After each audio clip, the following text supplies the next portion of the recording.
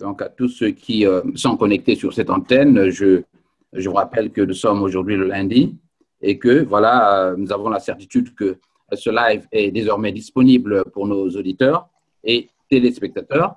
Alors, salut à tous et à toutes au micro, Jean Lewis, invité de ce journal de la communauté.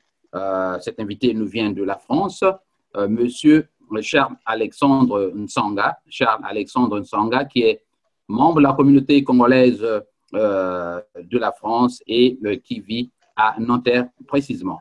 Charles-Alexandre Nsanga est un ami de Radio Congo Live en Chicago depuis l'année 2015-2014 par là. Il a participé à plusieurs débats, ici à la radio, voire même des coups de gueule. Pendant une de nos productions, La parole à la communauté, Charles-Alexandre est d'un cadre congolais formé donc, pour les ressources humaines. Il est titulaire d'un diplôme d'études approfondies dans le domaine des ressources humaines. Avec lui, nous avons donc parlé de son expérience professionnelle, de la diaspora de France de la vie politique congolaise en France et au Congo-Brazzaville, mais aussi de la nuit du poule, donc des sujets brûlants de l'heure.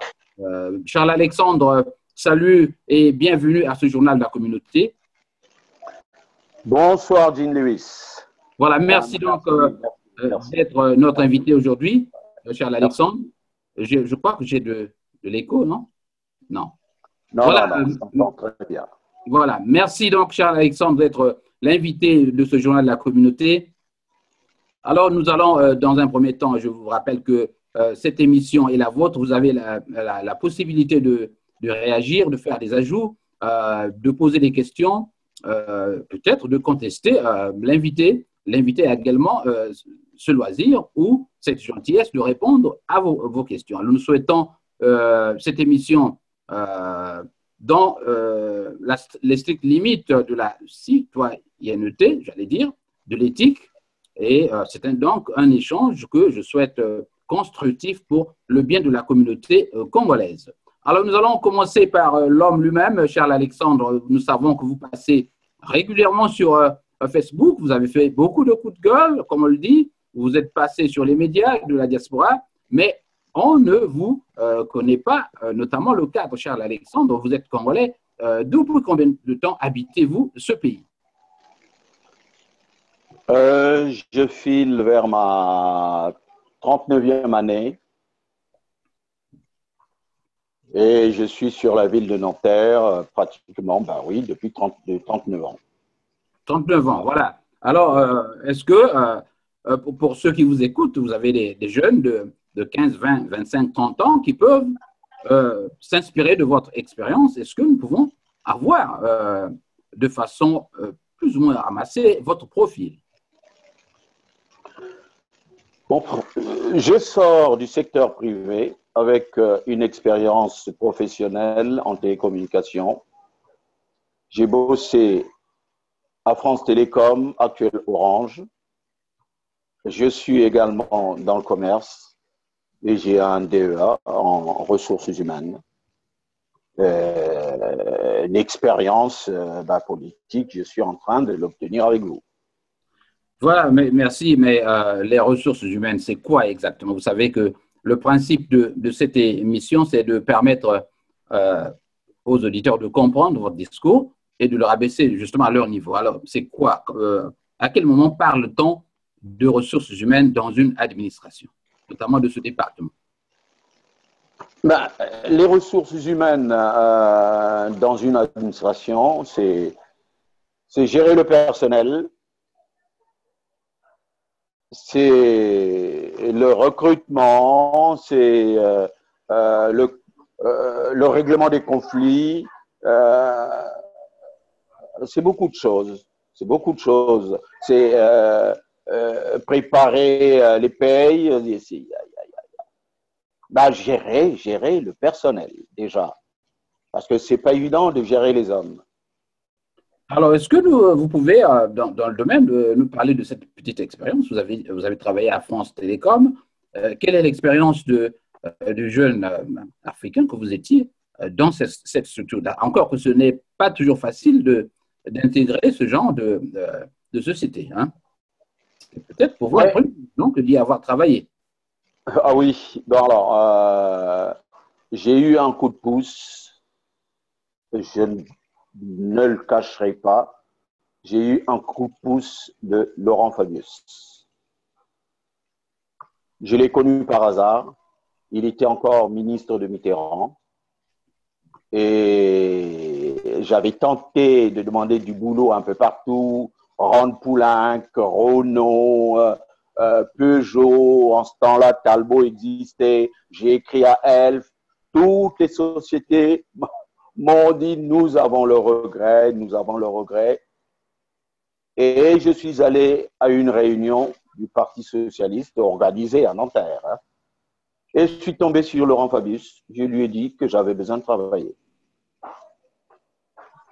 Et du coup, il m'a pistonné carrément à France Télécom. Voilà, c'est comme ça que j'ai trouvé du boulot à France Télécom. C'est avec le piston de Laurent Fabius. Alors, l'atmosphère dans l'entreprise, vous êtes jeune noir congolais, vous arrivez, je ne sais pas, il a plus de 20 ans de cela déjà, je crois. Ah oui, je suis entré à France Télécom en 1985. Alors, avez-vous eu des difficultés à vous imposer dans la structure? Est-ce que vous aviez d'abord même des Noirs dans cette structure-là? Les Noirs, j'en ai connu. Il y avait, oui, quelques Antillais, qui étaient déjà des chefs de service. Et tout de suite, j'ai commencé comme opérateur, simple opérateur. Et puis, à force, avec l'expérience, avec un peu d'ancienneté, je suis passé carrément à l'encadrement. Et j'ai donc encadré les petits jeunes qu'on recrutait. En ce temps-là, on appelait ça les renseignements téléphoniques. Et j'ai été encadreur au 12. On appelait ça le 12. Ouais, voilà. Alors, vous êtes donc, je rappelle à tous ceux qui sont connectés sur Facebook que vous avez la possibilité d'intervenir, de poser des questions, d'éclaircissement à l'invité, monsieur Charles-Alexandre Ntsanga, membre de la communauté. Oui, allez-y. Je voudrais te rajouter quelque chose. J'ai participé à la création d'Itinéris, actuel Orange. En ce temps-là, on appelait ça Itinéris. C'est quoi ça déjà c'est la ligne l'opérateur aujourd'hui Orange, l'opérateur téléphonique Orange. Mais avant, c'était Itinéris. Alors donc, ça a été racheté donc par… Ah oui, non, c'est une simple transformation puisque c'est resté toujours étatique. Ça a été privatisé il n'y a pas longtemps. Mais en tout cas, avant, quand c'était encore dans le public, c'était Itinéris. Après, ils ont transformé en Orange. J'ai participé à la création de Yahoo. Yahoo a été vendu bien après. Mais Yahoo est un produit de France Télécom. Ah bon? Et aujourd'hui, Yahoo appartient à des privés. Ils l'ont vendu. Voilà. Alors, Charles-Alexandre, nous reviendrons sur… donc, dans une deuxième partie, je voudrais aborder le problème de la diaspora du point de vue économique et opportunité, mais cette connaissance que vous avez est-elle suffisante pour animer un département au niveau de la fonction publique congolaise? Nous savons que ce département a des problèmes de ressources, de la gestion des ressources. Le constat, tout le monde le sait, c'est la pléthore, l'incompétence, l'absentéisme. Il y a bien de mots. Est-ce que vous pouvez… je sais que vous n'êtes pas au Congo-Brazzaville, vous n'avez pas la réalité claire et nette de la situation actuelle. Que reprochez-vous justement à ceux qui dirigent ce département actuellement? Pourquoi tarde-t-on justement à faire de cette fonction publique une fonction publique rodée, aguerrie à l'image de celle que vous rencontrez dans d'autres pays comme chez vous? C'est simplement le désordre voulu par les dirigeants du pays. Parce que quand on a une fonction publique avec une population de 4 millions d'habitants, c'est très facile de reformer, de réorganiser une fonction publique. Et il n'y a pas que la fonction publique. Les entreprises d'État dans lesquelles l'État est majoritairement actionnaire. Donc, il n'y a pas grand-chose à faire au Congo. Il faut simplement que les gens soient justes. Mais il y a eu trop de pagaille. Il y a eu trop de pagaille. Il y a d'abord le pléthore des agents. Il y a le manque de qualification au niveau de la formation des agents. Et nous avons également au Congo, c'est vrai que je n'y ai jamais travaillé, il y a l'absentéisme, il y a le recrutement anarchique et la paresse avec des permissions abusives. Vous avez même les veillées à ne pas en finir, hein, tout le temps. Ben oui. Les absences fantaisistes, les yakanokinoki qui sont embauchés depuis Tchambitso ou Mamfouete et qui arrivent par bateau, le billet payé à Brazzaville quand il suffit qu'il arrive. Le lundi d'après, il commence le boulot, il ne sait même pas pourquoi il est là, il ne connaît même pas ses attributions. Et puis il y a la léthargie.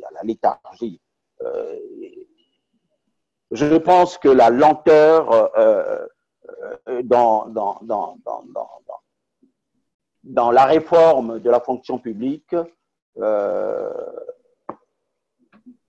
pousse, ça fait que les choses ne marchent pas. Mais vous ne voyez pas que il y a un découragement aussi qui est dû au fait que les gens ne sont pas payés ou peut-être ne sont pas payés à temps. Vous avez des problèmes de transport qui se posent. Et on ne peut pas aller au travail à temps parce qu'on n'a pas d'argent pour payer son taxi ou son bus. Ah ben oui. Bon, ça ne regarde plus, ça ne concerne plus le dirigeant des ressources humaines ou encore le ministre de la fonction publique. Ça, c'est un problème, c'est une situation c'est tout le pays qui est concerné. C'est tout le pays qui est concerné. Le responsable de la fonction publique n'y peut rien dans cette situation. Voilà, je rappelle donc à tous ceux qui sont connectés sur cette Facebook, je vais regarder que vous avez la possibilité de réagir à cette émission en posant des questions à Charles Alexandre Nsanga, membre de la communauté congolaise de France, notamment à Nanterre. Alors, Charles Alexandre, revenons sur la diaspora congolaise, notamment en France là-bas, avec… Jean Lewis, excuse-moi, la fonction publique. Oui, allez-y. Il faut bien la reformer. Il faut bien la reformer. Quelques esquisses de solutions? Ah oui, bien sûr. Bien sûr. Il faut la réformer totalement et puis il faut l'informatiser. Au Congo, actuellement, tout est fait sur papier. Tu ne me diras pas que tu trouveras des ordinateurs dans tous les bureaux.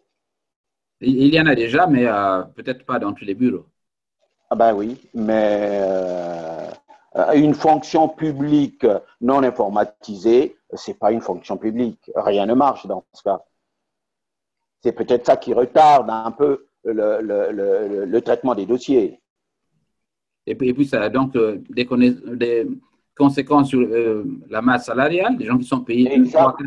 Exactement. Vous avez même des morts, des gens qui n'exercent plus, qui sont payés. Ben oui, pour cela, il faut faire un bon recensement. Il faut savoir qui est en service et qui ne l'est plus. Il faut un recensement. Apparemment, le recensement a été fait plusieurs fois déjà. Mais oui, mais c'est les gens croient ou ils vous font croire qu'ils font un recensement mais derrière le dos de tout le monde, ça recrute. Ça recrute, les morts sont payés, il y a des agents, des fonctionnaires fictifs qui n'existent pas, mais qui continuent à toucher les salaires. Et il faut un vrai recensement, il faut un vrai travail de fond, des réformes de fond en comble.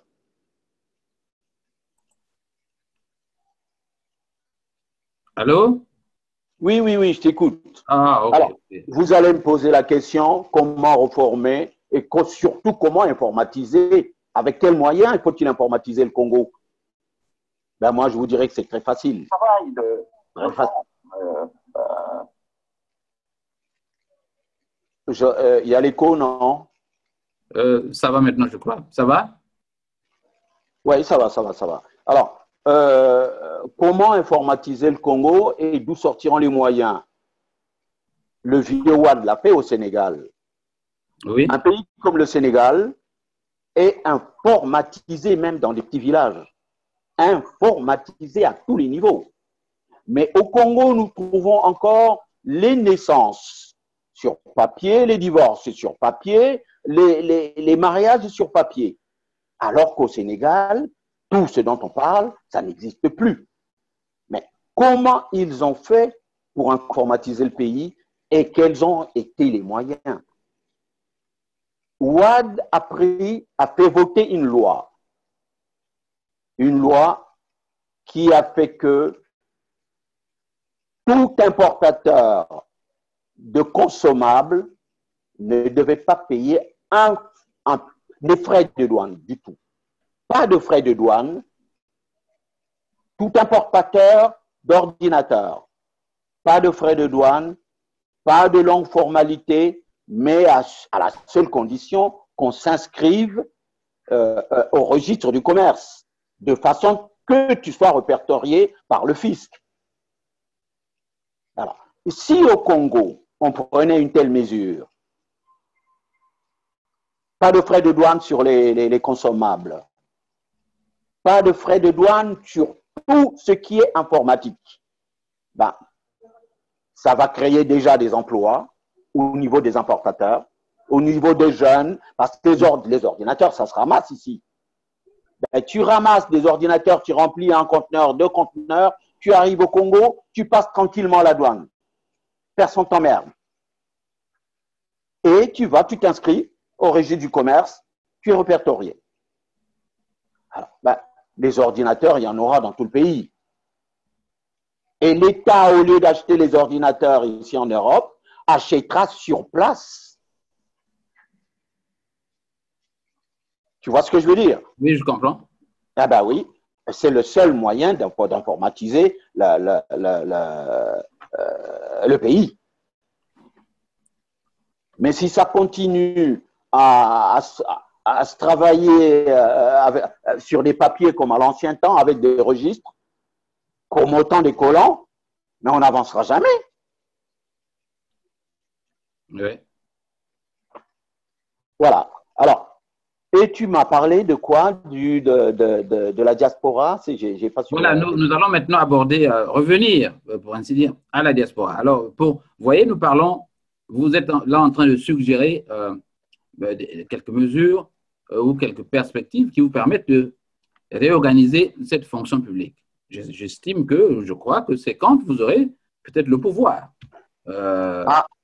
J'espère. Mais déjà, est-ce que peut-on dire maintenant que vous êtes déjà dans cette diaspora aussi organisée?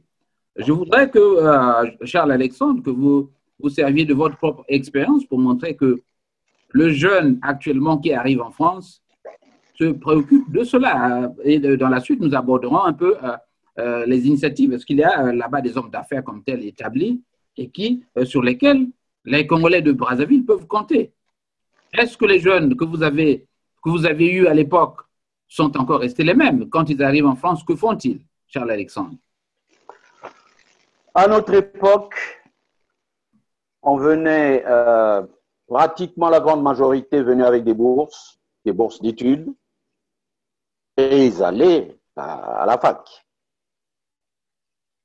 Ils allaient à la fac et ils finissaient, ils terminaient leurs études.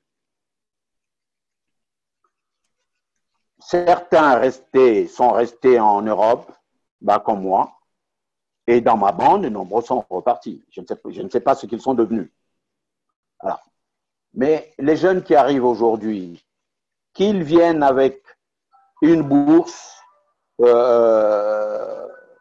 ou comme simple aventurier, ben, ils ne font pas des études.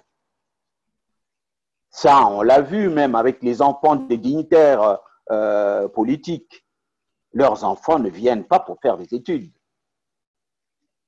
Il y a une distraction. Le sport le plus aimé des Congolais, c'est la bière. Ils abandonnent les études pour la bière. Et qui est-ce qui va travailler dans 15-20 ans? Le Congo risque de faire appel aux retraités. Alors, quand vous faites la comparaison d'avec les autres communautés que vous connaissez sur place, alors doit-on dire que notre communauté en France est entre guillemets la dernière? C'est une communauté qui n'a pas comme telle du poids sur cet échiquier national. Eh bien, moi, je peux te dire franchement que le Congolais en Europe, ils ne sont pas nombreux, hein. C'est une minorité qui travaille. C'est une toute petite minorité qui travaille. Ce n'est pas tous les Congolais. Un Congolais, il ne se lève pas tôt pour aller chercher du boulot. Un Congolais, il se lève, il prend sa bière, il mange sa semoule, il a sa nana à côté. Bon, l'essentiel est là. Mais prenons l'exemple de la diaspora sénégalaise. On me dira que j'ai toujours pris des exemples sur le Sénégal ou le Mali. Mais un jeune Sénégalais qui arrive un sans-papier, qui arrive à Paris, qui travaille au black, pendant 5 ans, il a déjà un immeuble de 5 étages à Dakar. Et les immeubles qui poussent à Dakar ne sont pas... c'est pas le travail de l'État sénégalais. C'est la diaspora qui construit le Sénégal. Alors, donc, vous avez, disons là, des entreprises sur place et qui le lait au Sénégal. Ah oui, absolument. Absolument. Je sais, personnellement, je sais que le Sénégal, aujourd'hui, a plus de 1000 usines de transformation de produits agricoles. Plus de 1000 usines. Et le Congo n'en a aucune. Bon, ça, c'est pas la faute à la diaspora. On ne dira pas que c'est la diaspora qui n'a pas travaillé. C'est la faute à Sassou. 40 ans, il n'a rien fait. Bon, là, on n'est pas le sujet aujourd'hui. Alors, Charles Alexandre, dans quelle mesure doit-on affirmer que, ou affirme-t-on, c'est ce discours qu'on entend, que la diaspora, c'est la force, disons, la force économique dans la transformation du Congo? J'entends ça, j'essaie de paraphraser. La diaspora. Est-ce que vous avez, je voulais être précis, Charles Alexandre, est-ce que vous avez en France là-bas des hommes d'affaires établis et qui peuvent investir déjà sur place? Est-ce que vous avez des Congolais, nous connaissons, des hommes politiques qui ont même des fortunes qu'ils cachent quelque part? Est-ce que ces gens-là investissent même en France pour essayer de faire… Jean Lewis, moi je vais te dire la vérité là-dessus. C'est très difficile de trouver un Congolais qui a investi en France. Bon, pour ne parler que de la France. Un Congolais qui a investi en France, je ne sais même pas si ça existe. Tu peux compter deux ou trois petits entrepreneurs qui travaillent avec des petits marchés de la mairie. Mais qui est-ce qui devrait créer des emplois pendant les sociétés ici en France, dans la diaspora? Ce serait surtout ceux qui ont fait de la politique, les gens qui ont dû ou qui ont eu la chance d'avoir un peu d'argent derrière le système politique. Ceux qui ont travaillé avec Sassou depuis pratiquement 40 ans, et dans la moindre mesure, ceux qui ont travaillé avec les Souba.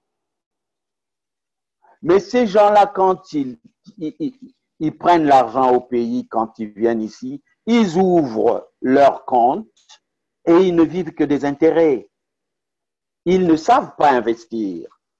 Le Congolais ne sait pas ce que c'est que les affaires.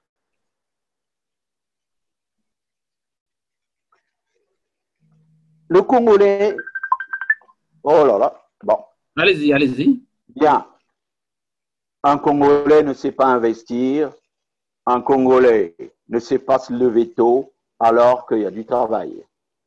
Et ce n'est pas le travail qui manque en France. Hein. Et ce n'est pas les possibilités d'investir qui manquent. Ceux qui ont volé des milliards au Congo, ils peuvent être actionnaires dans des grandes sociétés. Ils peuvent acheter des parts des grandes sociétés. Ou encore des immeubles, comment vous les appelez, des pavillons, par exemple. Mais oui, mais en location. ils ont des pavillons, mais quand tu mets un pavillon en location, ça te rapporte quoi? Rien du tout. Ah bon? À la rigueur, 1 000 €. Bah, dans ce cas, il faut en avoir 1 millier. Mais ils n'ont pas les moyens d'acheter 1000 appartements, 1000 pavillons, même en tant qu'homme politique. Mais non, ils mettent l'argent sur des comptes, ils vivent des intérêts. Mais par contre, l'homme politique sénégalais, l'homme politique nigérian, ghanéen ou camerounais, quand ils ont volé l'argent, tu sais ce qu'ils font avec cet argent? Ils investissent sur place. Ils créent des sociétés sur place. Ils ont des usines qui tournent. Au Sénégal, tous ceux qui ont travaillé avec Senghor sont devenus des hommes d'affaires. Avec Abdou Diouf, ils sont des hommes d'affaires, mais sur place au Sénégal, pas ailleurs. Au Nigeria, prenons l'exemple d'un milliardaire nigérian qui veut chasser Orange et qui veut créer, qui veut occuper le marché de la téléphonie en Afrique. Bon, je sais qu'il aura du mal parce que chasser Orange, c'est la France. Il aura du mal. Mais d'où sortait cet argent? C'est de l'argent de la politique qu'il a blanchi. Mais c'est devenu un grand homme d'affaires. Il veut occuper toute l'Afrique comme opérateur téléphonique. C'est rare au Congo. Les Congolais, quand ils volent l'argent, ils vont cacher au Canada, ils laissent des amis en train de gérer les immeubles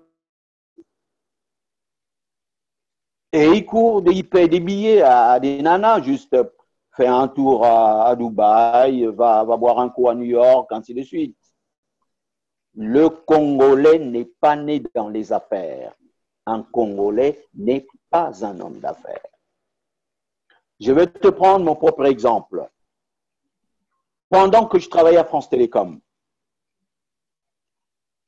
dans la diaspora, c'est sûr que les gens n'arrivent pas à me reconnaître. Mais quand vous allez leur parler du Congolais qu'on appelait le roi de Lévis, qui vendait des jeans au marché des Sarcelles et qui avait une boutique de Lévis à Sarcelles, nombreux vont se retourner.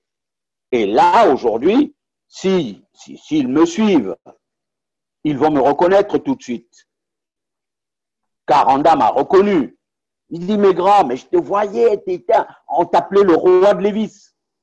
La région parisienne, le 95, le 93 et une bonne partie de Paris. Les gens partaient du Clignancourt pour venir acheter du jean chez moi. Mais les Congolais, tu sais ce qu'ils disaient, les Congolais? Ils disent, ben, dis donc, un Congolais qui va au marché. Allez-y. Ouais, les Congolais disaient, je les entendais, oh,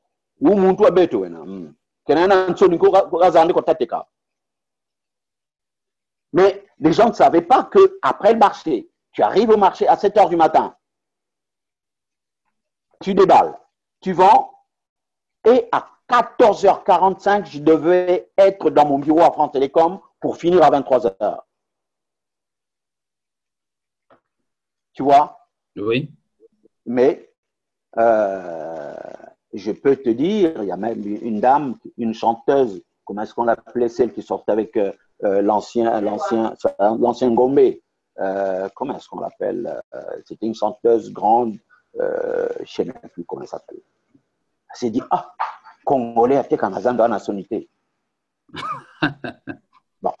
Mais comment voulez-vous? Mais aujourd'hui, les vices, tu seras surpris d'apprendre que beaucoup de Congolais vendent sur les marchés. Mais c'est moi qui les ai lancés. Beaucoup de Congolais vendent sur les marchés. Ça, c'est aujourd'hui. un Et même les dames. Oui, voilà. Il y a des dames qui vendent sur les marchés. Il y a des jeunes Congolais sur les marchés. Et aujourd'hui, le roi du rôti, c'est un jeune Congolais. J'ai oublié le nom. Ben, il a pris ça chez moi. Tu vas au marché de Cergy-Saint-Christophe, on parle du roi du rôti, le poulet rôti. Oui. Au marché de Sarcelles, le roi du poulet rôti. J'ai oublié le nom de mon petit. Mais je suis l'initiateur. Mais ce n'est pas parce que tu as des diplômes que tu ne peux pas vendre au marché. Ce n'est pas parce que tu as des diplômes que tu ne peux pas balayer les rues. Moi, dans la diaspora, j'ai des amis qui sont diplômés, mais qui sont éboueurs. Et c'est ma fierté. Et je suis très content de voir un diplômé, mais quand il sort de là, il abandonne sa tenue d'éboueur. Oui. Tu ne peux pas croire, si on te dit que ce type-là était un éboueur, tu ne croiras jamais. Mais Charles Alexandre, il y a un autre, j'essaie de regarder sur Internet, notamment les opportunités d'emploi dans ton pays, là-bas en France, il y a le domaine de la santé aussi. Est-ce que… Bien, ben je vais te prendre un exemple dans le domaine de la santé. Le domaine de la santé, c'est le domaine où il y a beaucoup plus d'emplois que dans d'autres. Un exemple tout bête. Je l'ai déjà publié 1 ou 2 fois. Le concours d'aide-soignant. Un concours d'aide-soignant, tu vas affronter l'arithmétique de la classe M2. C'est des exercices bêtes. Et quand il y a 80 inscrits, il y a 75 admis. Et la formation ne dure que 10 mois. Mais si tu avais déjà travaillé et que tu touches les acédiques et Pôle emploi te verse en dehors de ça, c'est 370 €. Tu as une formation de 10 mois. Dès que tu finis, ce n'est pas toi qui cherches le boulot, c'est le boulot qui te cherche. Aide-soignant en France, mais beaucoup demandé. Beaucoup demandé. J'ai des amis qui sont en train de passer des entretiens avec les entreprises, avec les hôpitaux du Québec. Le Québec vient chercher les aides-soignants en France. Tu ne me croiras pas. Tu vois? Alors, mais quand on est aide-soignant, tu sais combien est-ce qu'on peut gagner par mois? Non. On peut aller jusqu'à 2800. Mais pour les courageux, ils peuvent toucher 3000 € Alors, par mois. Je dis bien. Avec 3000 €, c'est un peu de… Oui, mais 3000 € comment? 3000 € comment? Il a un travail fixe, un CDD d'1 an renouvelable ou encore un CDI définitif. Mais en dehors de son boulot dans un hôpital, mais il va faire des vacations dans les maisons de retraite. Mais ses vacations, s'il fait des vacations dans 2 maisons de retraite, à temps plein, il n'a pas le temps d'aller prendre la bière. C'est vrai que quand il rentre, il n'a peut-être même pas le temps de dormir ou le temps de s'occuper de sa femme, mais tu sors quand même avec 3 000 euros par mois. Avec Mais 3 avec 000 les 3 euros, 000 euros, mais qu'est-ce que tu peux faire avec les 3 000 euros? voilà. Si tu as une femme qui bosse à côté, vous prenez 1 500 euros, vous investissez dans un crédit de maison. Au bout de 20 ans, 18 ans, le crédit est payé et vous êtes propriétaire. Mais aujourd'hui, il faut investir dans l'immobilier. C'est comme au Sénégal. Dans tous les pays, aujourd'hui, il faut investir dans l'immobilier. Et notre homme d'affaires italien, celui qui sort avec des petites filles de 16 ans, là, comment on l'appelle, Berlusconi, il a commencé comme ça. Berlusconi, il s'est acheté un studio. Il a travaillé un peu partout, il est encore jeune. Il s'achète un studio tout pourri. Il a retapé le studio. Après l'avoir retapé, il l'a revendu. Il a fait du bénéfice. Il achète maintenant un appartement tout pourri. Il retape l'appartement pourri, il le revend. Et ainsi de suite, il achète une maison. Et aujourd'hui, c'est vrai que dans son argent, il y a un peu d'argent de la mafia. Oui. Mais Berlusconi a commencé par un petit studio tout pourri. Mais le Congolais ne sait pas ce que c'est qu'investir. Alors, franchement, tout ce que j'ai toujours demandé, qu'il passe le concours d'aide-soignant au lieu d'être derrière les hommes politiques pour demander 500 euros, 200 euros, c'est pas sérieux. Voilà, Charles Alexandre. Allô? Oui, je suis là, je t'écoute. Voilà, nous sommes donc au journal de la communauté avec notre ami Charles Alexandre. Nous avons quelques questions des auditeurs, je crois. Je vais essayer de le regarder. Voilà, nous avons quelques… Non, j'ai vu une question de monsieur Albert Lombo, je crois. Quelques problèmes ici. Allô, est-ce que tu m'entends, Alexandre? Oui, je t'entends bien. Voilà, un peu de désordre qui s'installe. Voilà, je reviendrai donc sur les questions de ces auditeurs, mais j'en ai déjà noté. Il y avait M. Gervais Birangui qui parlait de la mindset. Cette capacité, justement, au business est-elle enseignée en France? Quelles sont les opportunités qui s'offrent à vous et qui prédisposent le Congolais aux affaires? Nous savons que les autres communautés vont s'instruire là-bas. Quelles sont justement ces pistes-là? Je ne comprends pas ta question. Est-ce qu'il y a en France, par exemple, des structures qui peuvent vous enseigner en quelques mois, quelques semaines, quelques mois? Bien sûr, les chambres des métiers. Managériales, donc les chambres des métiers, cher ami. Les chambres des métiers, c'est fait pour ça.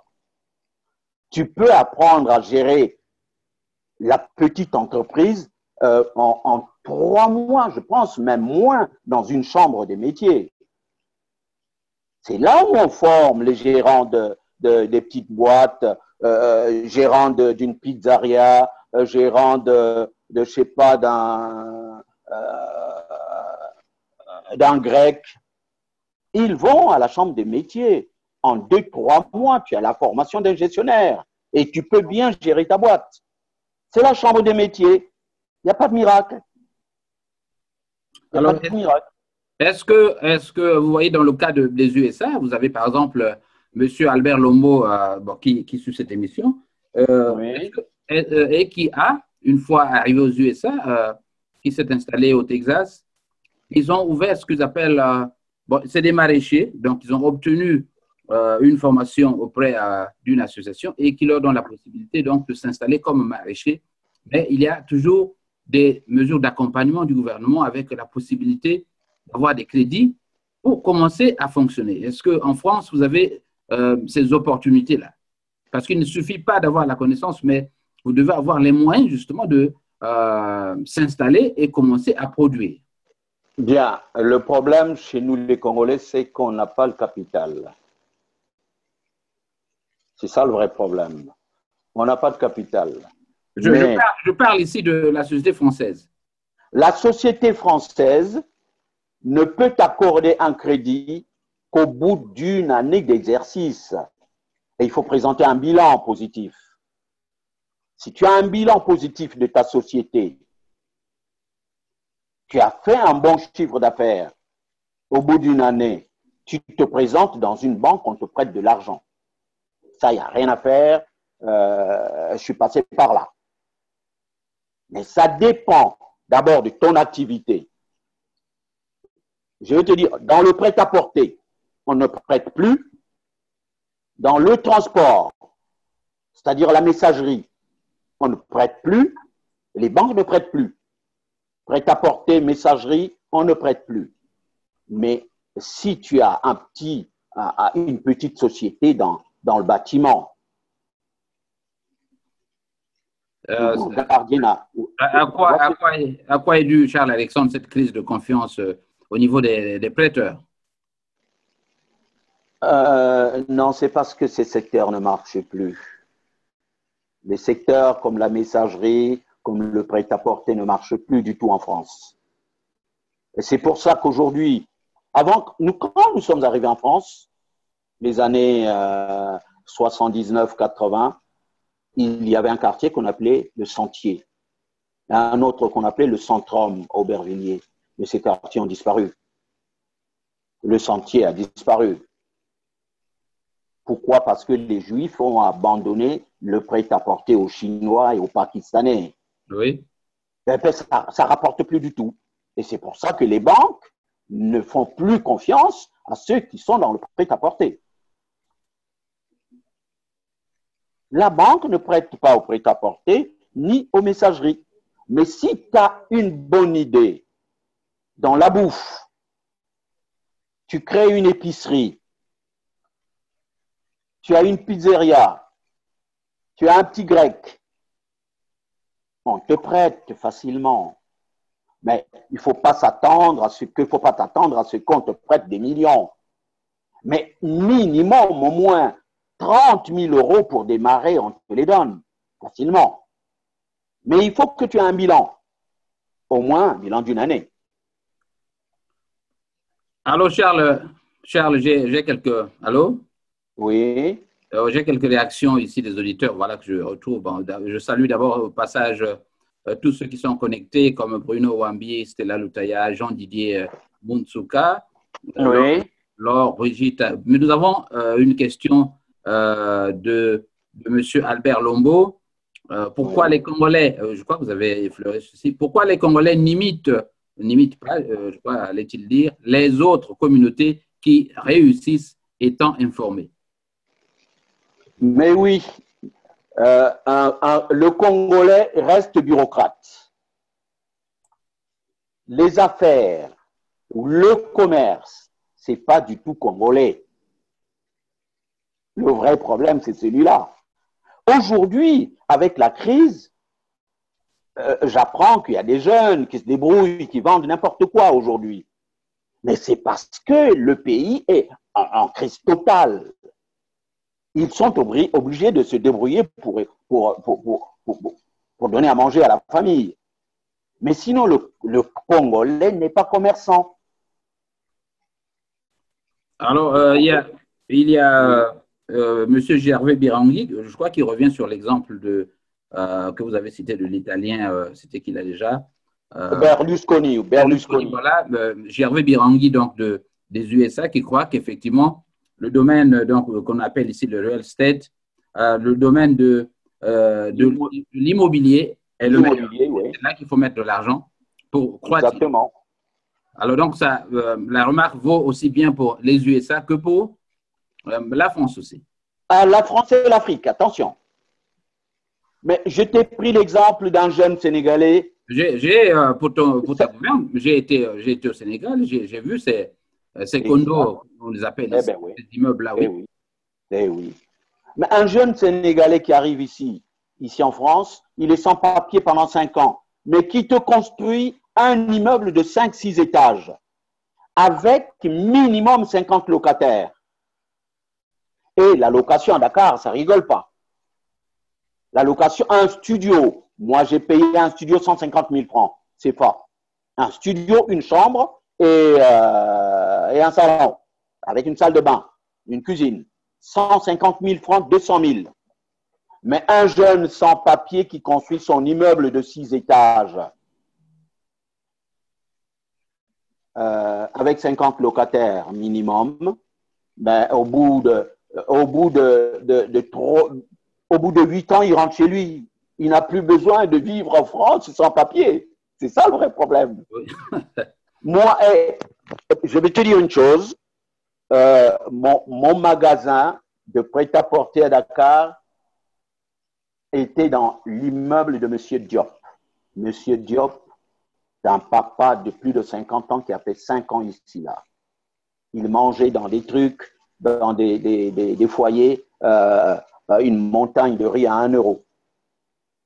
Et ils dormaient sur un matelas, ils étaient au moins 10 ou 15 dans la même chambre.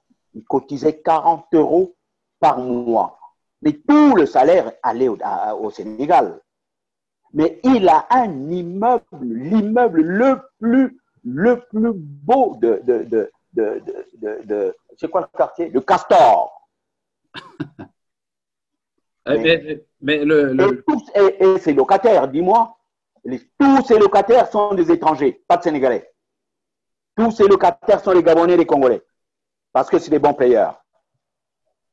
Et c'est cette culture qui marche, même à Brazza. Vous voyez que les staffs, entre guillemets, ne font que rapatrier tout ce qu'ils collectent à Brazza, au pays. Mais ils ont raison. C'est le Congolais qui ne sait pas. Je vais te prendre encore mon exemple à moi. Je ne vais pas vous le cacher. Après les marchés, j'ai tenté une expérience à Pointe-Noire. Tu vas apprendre des choses avec moi aujourd'hui. J'ai ramené 14 bus Fula à Pointe-Noire. Et en même temps, il fallait que je trouve un magasin à ma femme. Au grand marché de Pointe-Noire, je n'ai pas pu décrocher un magasin. Tous les magasins étaient donnés aux Ouest-Africains. Pourquoi? Parce que j'étais Congolais. Alors, Charles Alexandre, le temps presse. Je voudrais évacuer une question avant d'aborder l'aspect unité nationale, unité de la diaspora, j'allais dire. Une question de M. Albert Lombo. Albert Lombo Oui. est un maraîcher, donc il est vraiment intéressé au débat dans la mesure où il a une affaire au Texas. Alors, Albert Lombo, M. Alexandre, vous dites que les Congolais de France, en majorité, le Congolais de France n'est pas un être adaptif. Est-ce que le français est un bon maître? Alors, il croit qu'effectivement, si les Congolais… Non, le français n'est pas un bon maître. Non, le français n'est pas un bon maître. Un Français où il est charcutier, où il est fromager, où il est poissonnier, où il est boucher. Ça s'arrête là. Le français n'est pas un bon maître. Tous ceux qui ont des grosses boîtes ici sont des étrangers, c'est des juifs. Mais français en tant que tels, ce n'est pas des hommes d'affaires. Mais nous avons la culture des Français. On n'est pas dans les affaires parce que le français nous a appris à ne pas être dans le business. Et ça, c'est une très bonne question. Vous voyez? Oui. Et c'est marrant parce qu'un Français, c'est un paresseux. Hein? Alors, Charles Alexandre, merci. Donc, je rappelle à tous ceux qui sont connectés que nous avons pour invité M. Charles Alexandre Nsanga, qui parle donc de son expérience professionnelle, des opportunités qui s'offrent aux Congolais, à la diaspora congolaise en général, et des esquisses de solutions pour faire de cette diaspora une diaspora qui a un poids économique sur le développement du pays, car nous savons que dans tous les discours que nous entendons, les jeunes présentent la diaspora comme une force économique. Et en quoi peut-elle, et nous sommes en train, au cours de cette émission, d'évaluer ces possibilités que Charles Alexandre essaie de montrer comme étant plus ou moins moindre dans cette capacité à vouloir changer les choses au pays, bien entendu, en comparant notre communauté aux autres communautés. Alors, Charles Alexandre, venons-en à l'unité de la diaspora. Vous êtes un ancien, j'appelle doyen en tout d'âge aussi. Alors, vous êtes un membre influent de cette communauté de la diaspora. Question toute simple, pensez-vous que cette diaspora, je parle ici de la diaspora militante, il ne s'agit pas de la diaspora en général, car il y a des gens qui ne préoccupent pas de politique absolument. Alors, absolument, oui, voilà. Alors, cette diaspora militante est-elle une diaspora unie?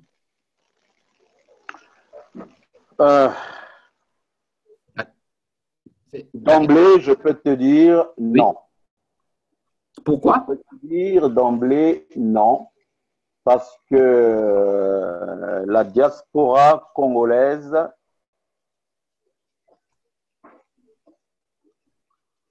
déjà du fait qu'on n'est pas travailleur, on ne se lève pas tôt, on ne veut pas chercher du boulot, on ne veut pas faire n'importe quel boulot.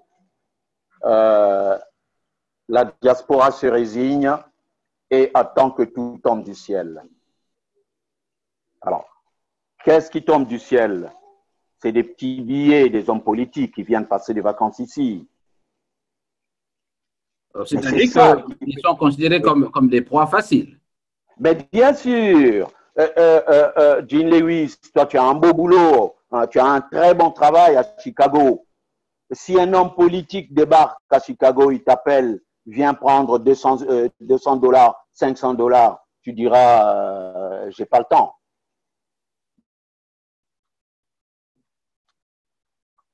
Allô? Allô? J'ai des problèmes. Voudrais-tu reprendre, Charles Alexandre? Il y a eu une coupure là. Oui, je disais, le Congolais de Brazzaville, il attend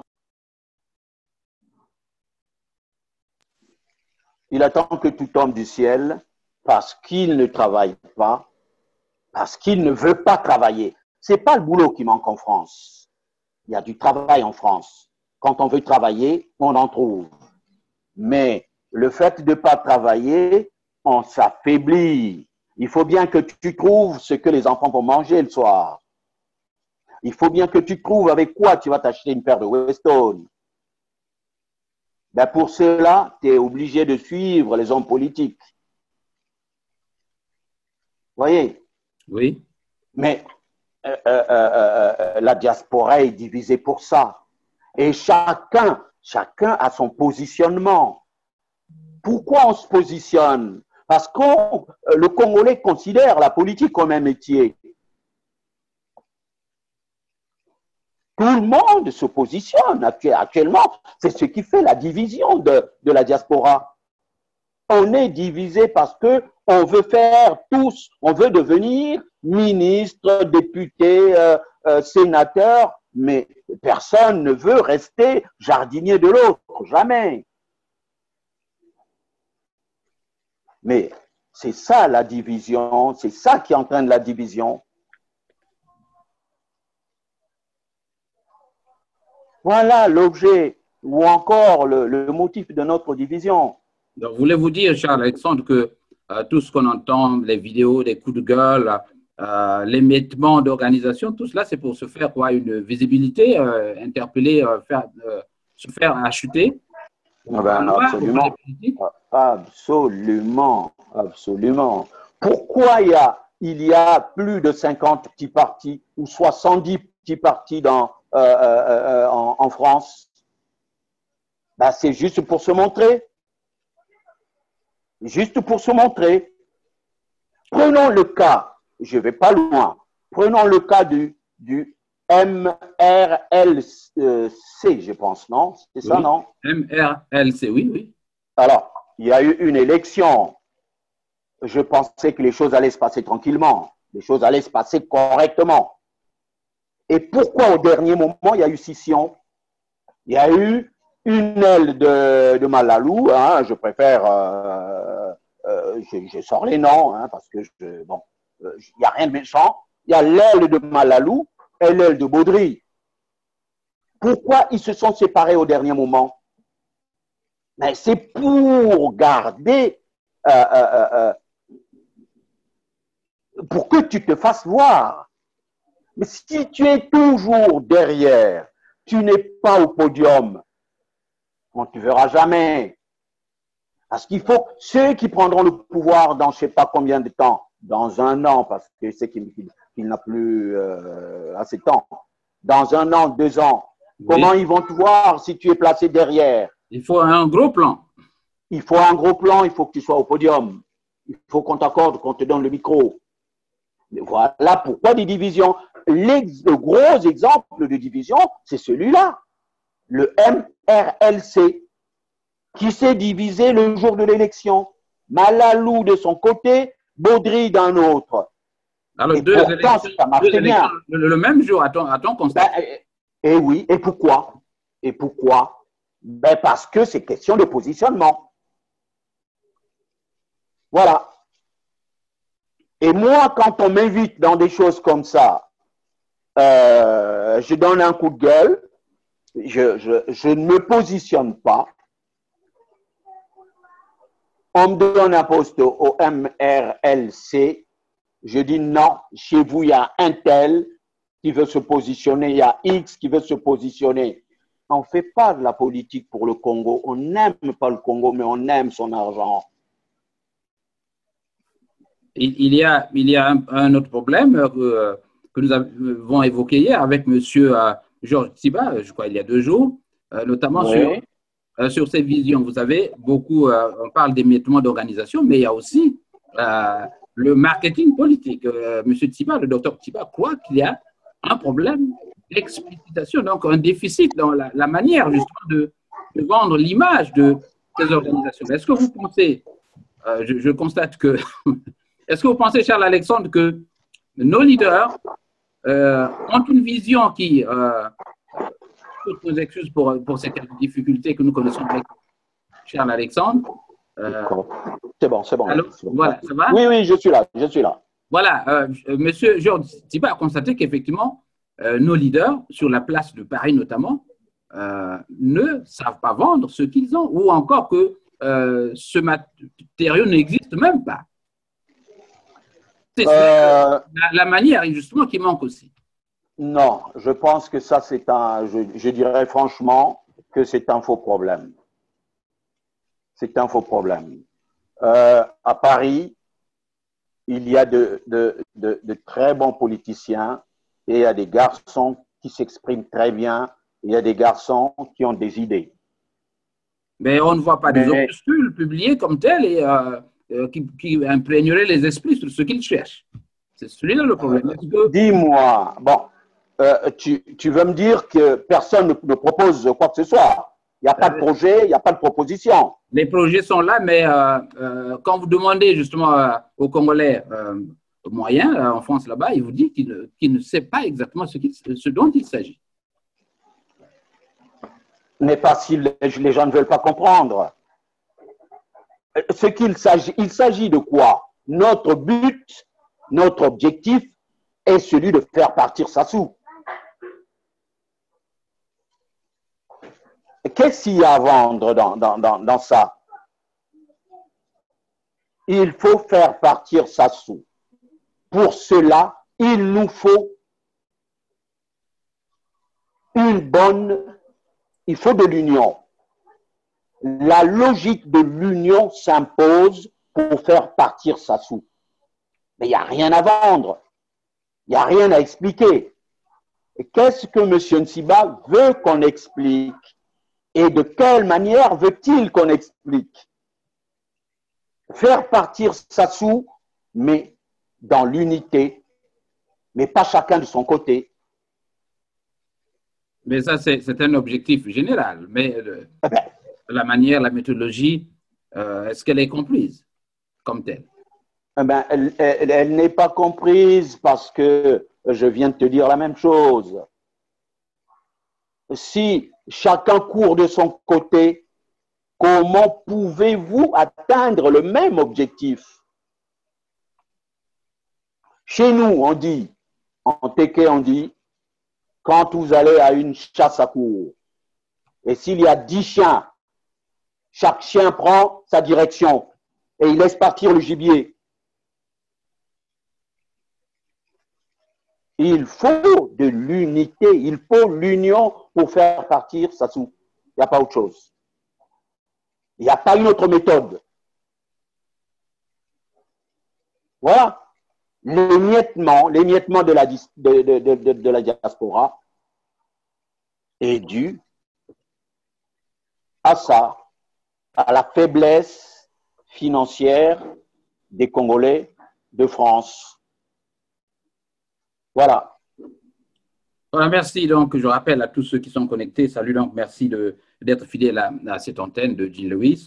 Nous sommes lundi et invité Charles-Alexandre Sanga, je rappelle, qui est un ami, un ancien chroniqueur ici, contributeur, j'allais dire, à la radio depuis quelques années. Alors, Charles-Alexandre, avec ta permission, nous avons quelques questions que nous pourrons prendre après, qui portent sur, je crois, la décentralisation ou la fédéralisation, le fédéralisme. Le fédéralisme, j'allais dire, excusez-moi. Nous pourrons évoquer cette question après. Je voudrais que nous parlions maintenant de l'actualité rapidement, notamment de l'adhésion du Congo à l'OPEP. Votre réaction là-dessus?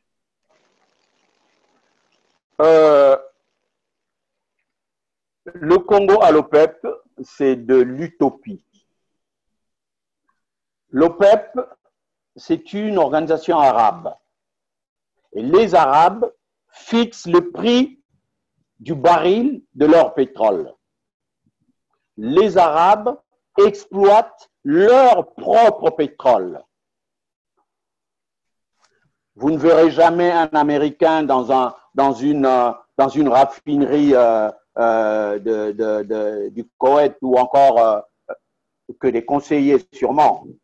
Mais en tant qu'exploitant, non. Non. Mais le Congo a un problème. Le Congo va se casser le nez dans l'OPEP. Et c'est un mariage très difficile. Le Congo a un pétrole dont il ne fixe pas le prix du baril.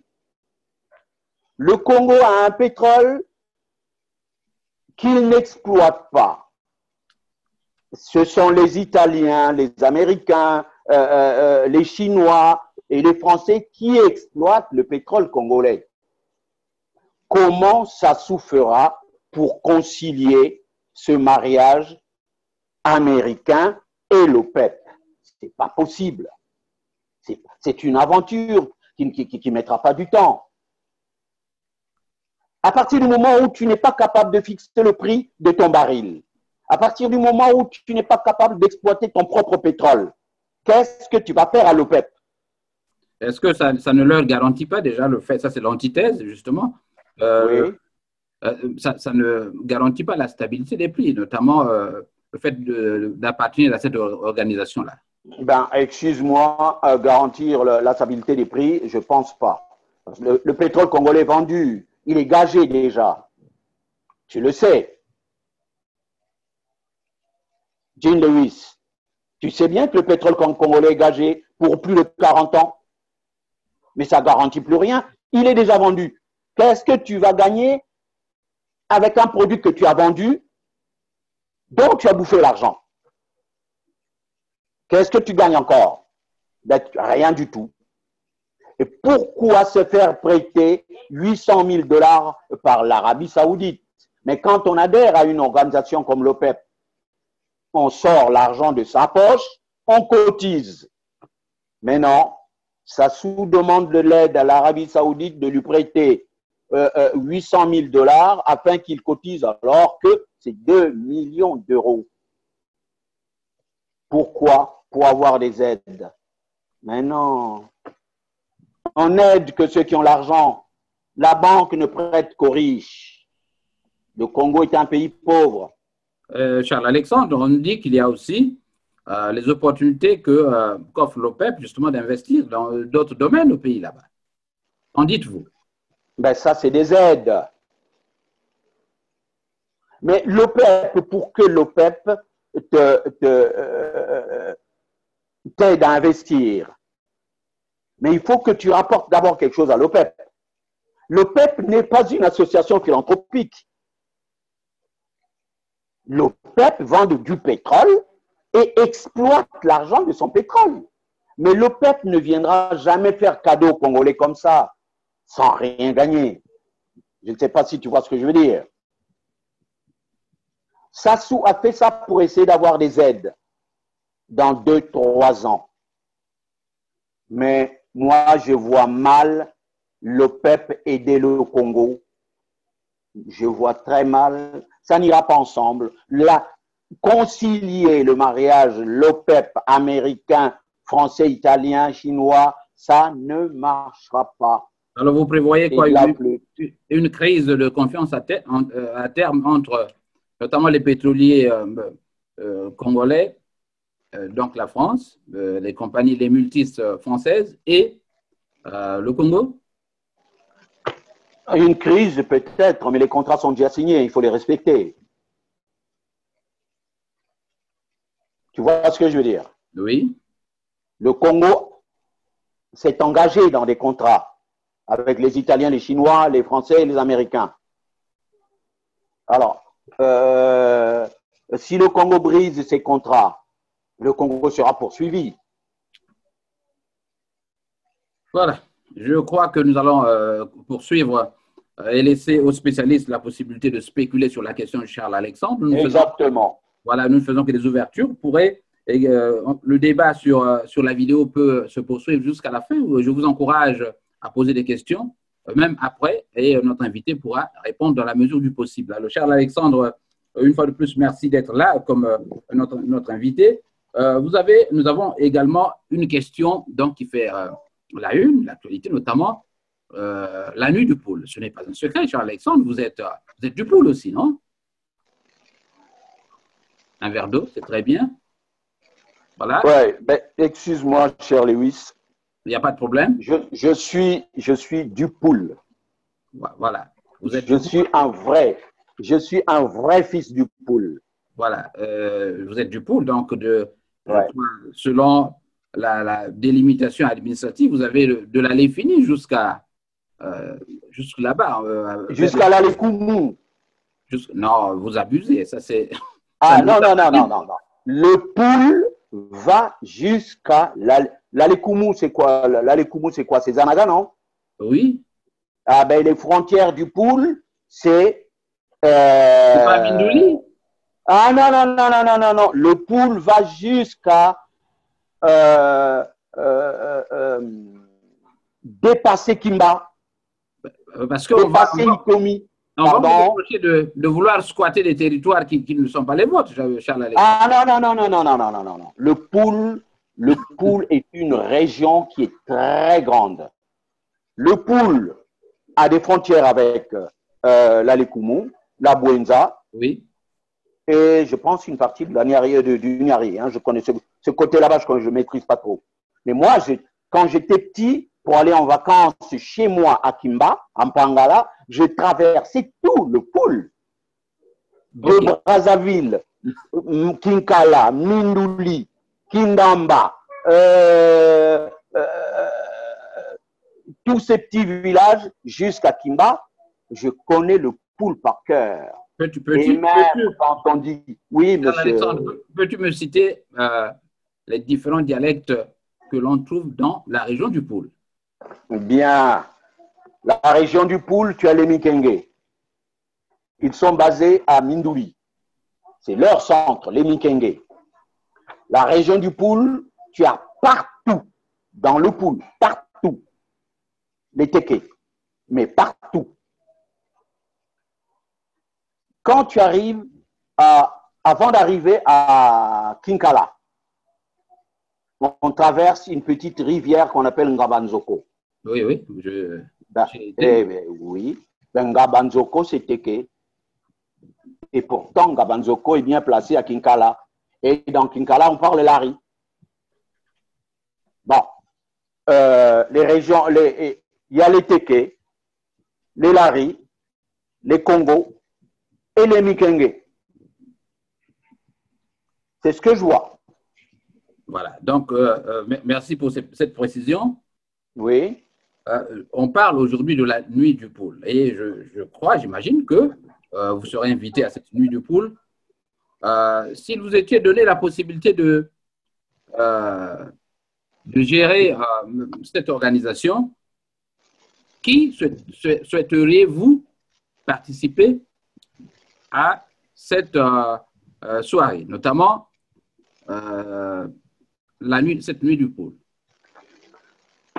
Je prends le poule à partir de l'allée finie, jusque... Ah oui, le poule va jusqu'à l'allée finie. Alors, qui voudras-tu recevoir à cette nuit du poule? Bon, la nuit du poule, j'ai bien envie d'y participer, mais malheureusement, je pars de la France aux alentours du 4 et je ne serai pas là. Dans 2-3 jours, oui, je ne serai pas là. Ah, je ne peux pas participer à la nuit du poule. J'ai bien envie de participer à la nuit du poule. Alors donc, on peut en parler en quelques secondes. Oui, bien sûr. Mais la nuit du poule, vous avez quand même quelques propositions à faire à ceux qui organisent cette nuit du poule. La nuit du poule, j'ai le frère, c'est bien mon frère, Lionel Ngamba a pris les choses en main. Lionel Ngamba a pris les choses en main et je suis persuadé qu'il a envie de sortir le poule de l'immobilisme dans lequel il est plongé. Je comprends ses soucis. Je comprends sa position. Et je souhaite de tous mes voeux que son projet marche. Mais pourquoi je souhaite que le projet de Ngamba marche?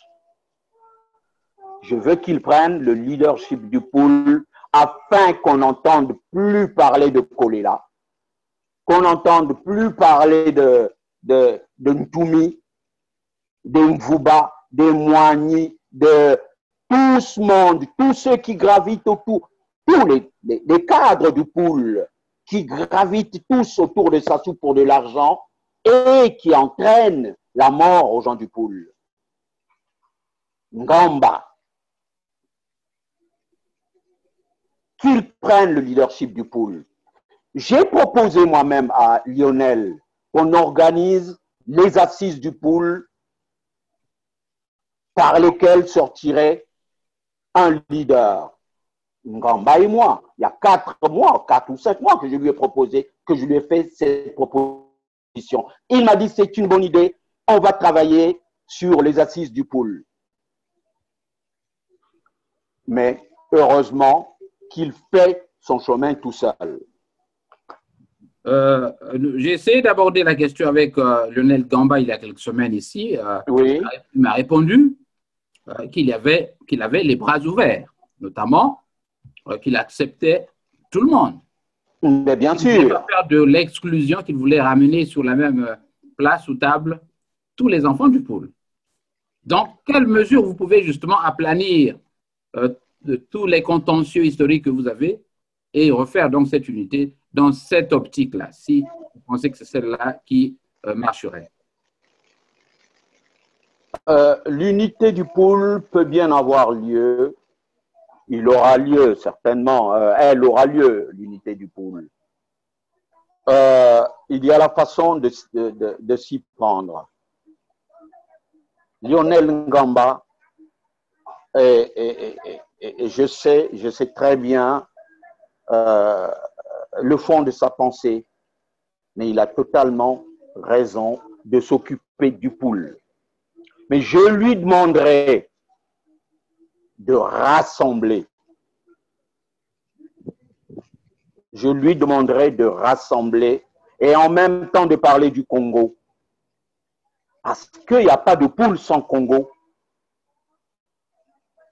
Et tout seul, on ne peut pas, un seul doigt ne peut pas laver le visage. Et qu'il se fasse entourer de bonnes personnes.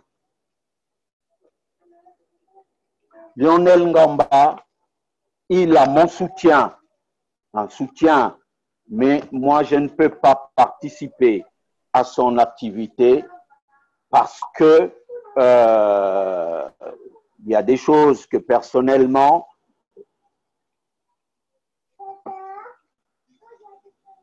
mon éthique, mon intégralité ou encore ma décence ne me permettent pas.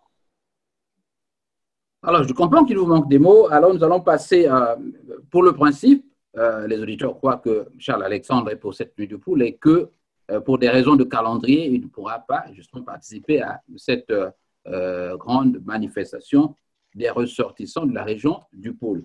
Charles Alexandre. Mais je rajoute que surtout, je ne peux soutenir la nuit du poule que si on écarte Kolela Ntoumi et tout le reste. Voilà, donc vous avez donc un préalable qui consiste à éliminer ceux dont les noms viennent d'être cités. Bah, sinon, il faut pas que trempiser le débat pour garder les mêmes personnes. Parce que le débat dans la diaspora, il a été trempisé depuis.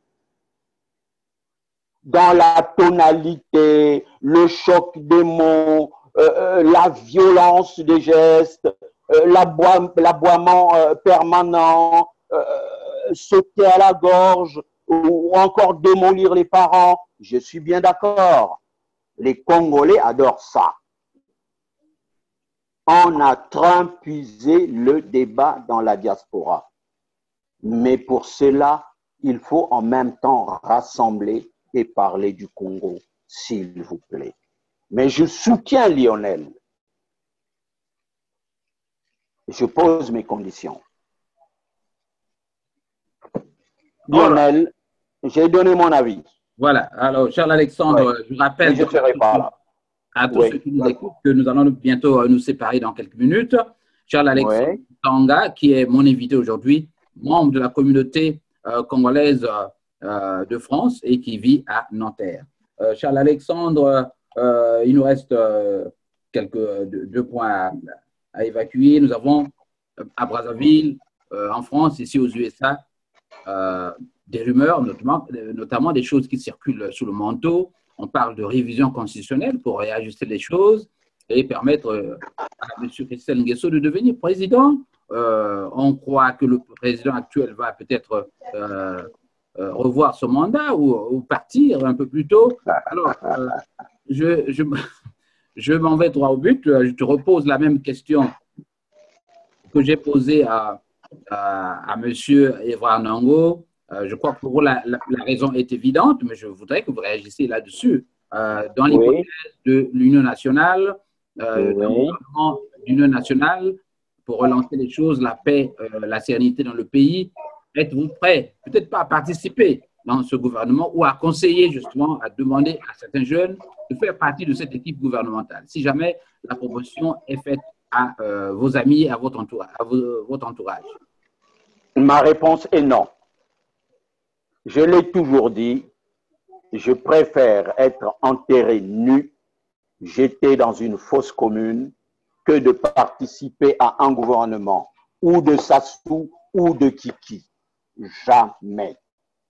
Je n'ai pas besoin d'argent. Pour moi, ça, c'est de l'argent sale. Et puis, Kiki, comment un garçon, c'est vraiment déstructurant et déstabilisant. Comment, quand on a fait couler l'épicerie familiale, on peut passer directement à diriger Auchan ou Carrefour? Ben, c'est pas possible. L'épicerie familiale fait 100 mètres carrés.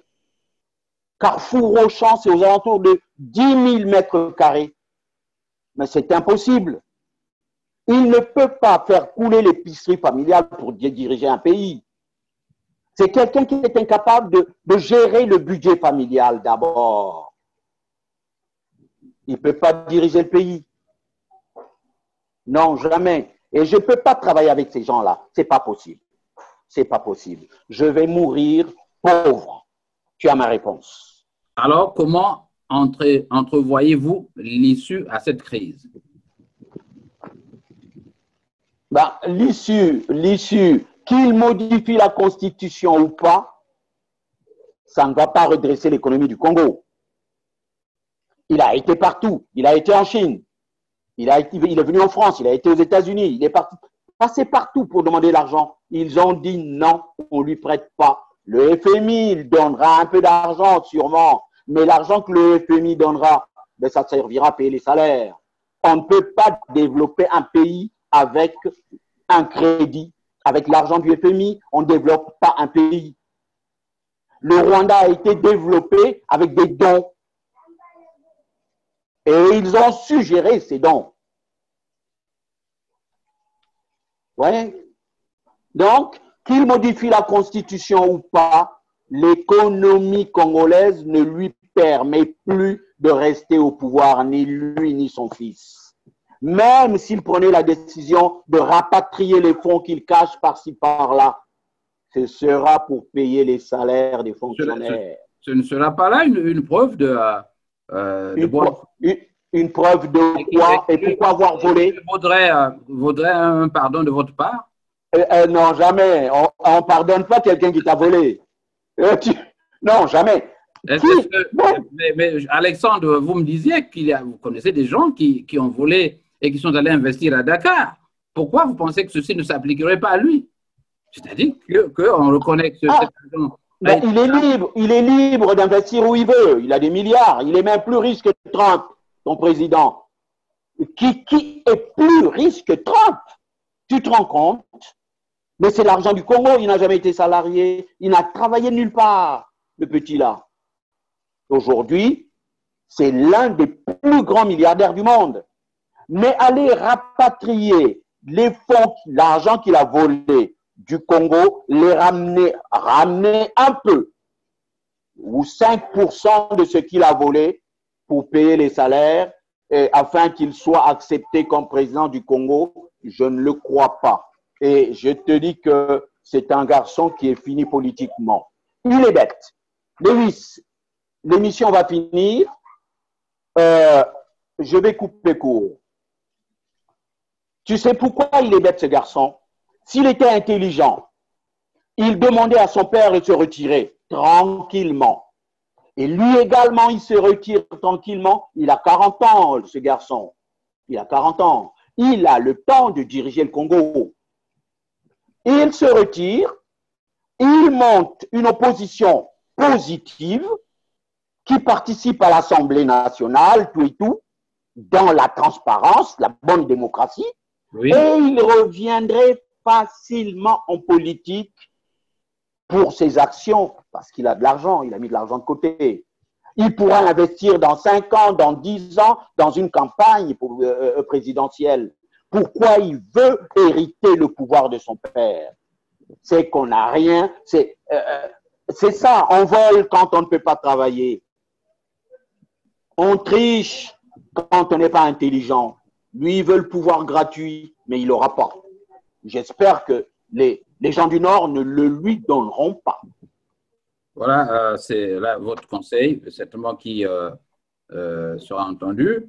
Alors, nous allons conclure sur un point, notamment sur l'aspect social au Congo, la vie comme telle des démunis, des sinistrés, des handicapés. Quel message avez-vous pour eux, Charles Alexandre? Et ce sera la conclusion justement de cette émission. C'est un sujet qui me touche énormément.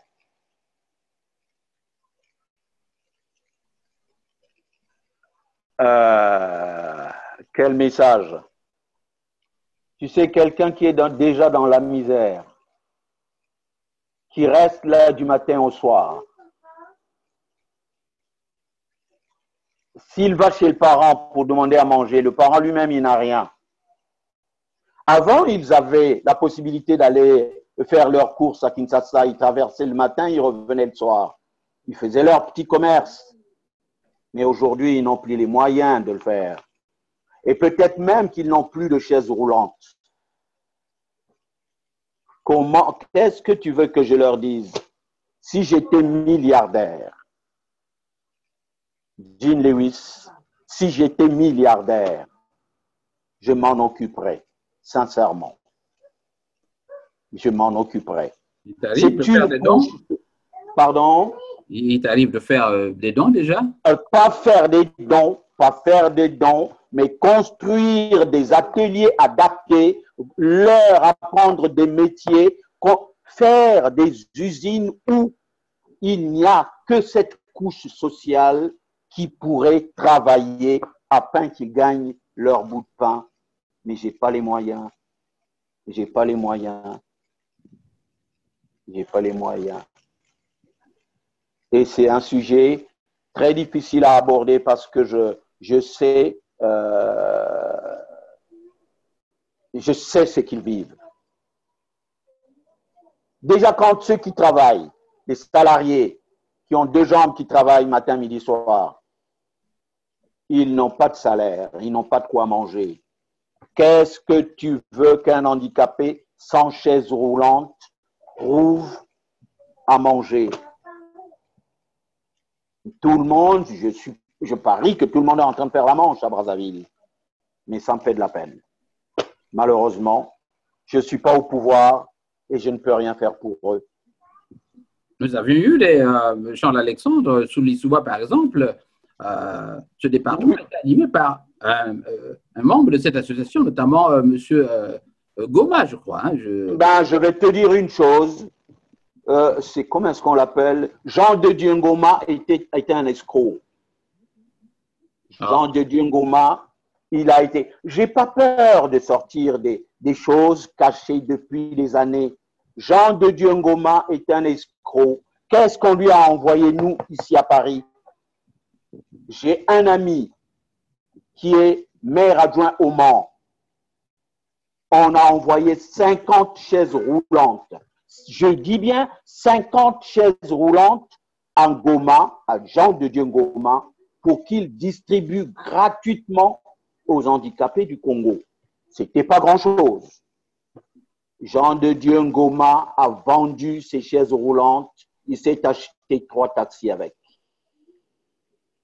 Et il était ministre. Il s'est acheté des taxis avec l'argent des fauteuils, des chaises roulantes. Alors, vous trouvez ça? Non. Sincèrement, pour moi, c'est un escroc. Et il a pris ce poste, c'était pour de l'argent. Qu'est-ce qu'il a fait? D'abord, un handicapé, tu occupes un poste pour t'occuper des handicapés et tu n'as fait aucune proposition, aucun projet de loi sur cette couche sociale. Quel était donc son travail? Amener des nanas ici en vacances à Mantes-la-Jolie chez sa sœur.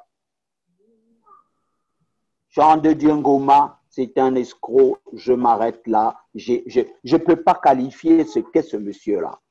Il est sans cœur. J. Lewis. Oui. Si tu as fini. Voilà, c'est donc la fin de ce journal de la communauté. Nous avions pour ce journal un invité spécial qui est un doyen, membre influent. Tu sais que c'est comme ça que je te présente à la radio souvent. Charles Alexandre, membre influent de la communauté congolaise de France, voilà, mais qui est un ancien contributeur à la radio et qui a participé à plusieurs débats ici à Congo Live 11. Merci Charles de ta gentillesse une fois de plus. C'est moi qui te remercie. Voilà, je crois qu'on se retrouve sur cette antenne pour faire une lecture de l'actualité dans les tout prochains jours. Ouais. Je précise que pour la semaine, nous avons un dernier débat. J'aurai une dernière émission avant de prendre des vacances. Une dernière émission, ce sera le 8 avec Monsieur Sosten Samba, Sosten Kongodila Samba de la communauté du Canada. C'est un ami, j'adore ce garçon-là. Voilà, donc qui est connu aussi de nos auditeurs. Nila Samba est le président du mouvement citoyen Le Carton Rouge et qui sera mon invité le 8, ici même sur cette antenne. Merci. Formidable.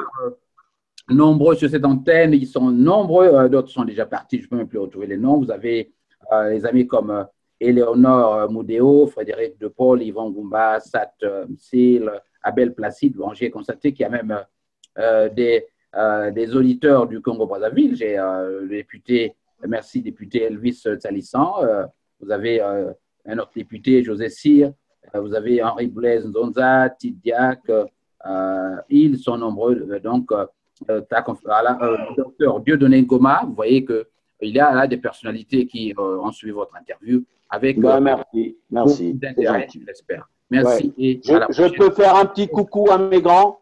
Allez-y, allez-y. Je fais un petit coucou au doyen Yves Lekanda, mon professeur en politique. Je fais un coucou à mon grand Biki de Nanité Lamio.